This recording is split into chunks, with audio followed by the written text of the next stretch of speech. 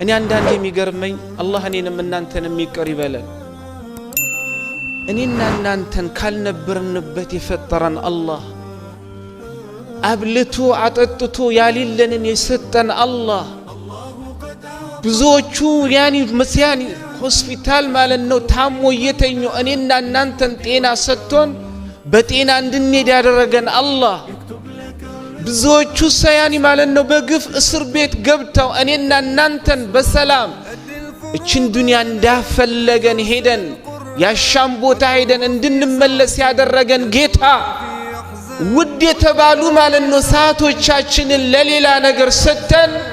ትርፍና እዚህ ግባ የማይባለውን ሰዓት አላህ ከኛ እንዴት እንሰጠዋለን? እኔ አንዳንዴ የሚገርመን በህይወታችን በጣም ውድና ያሰብናቸው የምንጨነቅላቸው ነገር አላህ አግርቶ እንዲሰጠን እንፈልጋለን አይደል እንዴ? እኛ ግን ውድ የተባሉትን ነገር ለአላህ ሰጥተነዋል። ልንገራችሁ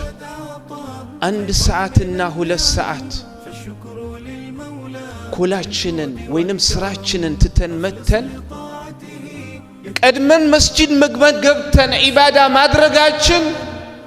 የ2 ሰዓት ወይንም የ1 ሰዓት ስራ ማጣታችን ወይንም የሚቋረጥብን መስሎ ታየን እንደውም والله አትሞኝ يقول ربي جل وعلا في سورة الأعيان في سورة التوبة إن الذين يتلون كتاب الله وأقاموا الصلاة وأنفقوا مما رزقناهم سرا وعلانية يرجون تجارة لن تبور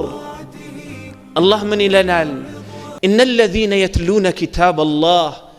እነዚያ የአላህን ቁርአን የሚቀሩ መቅራት ብቻ አይደለም የሚያስተነትኑ ማስተንተን ብቻ አይደለም በቁርአኑ በሚያዘው ታዘው ቁርአኑ ከሚከለክለው የተከለከሉ وأقاموا الصلاة ሰላትንም ጊዜዋን ጠብቀው ማለት ነው በዛ ላይ ያዘወተሩ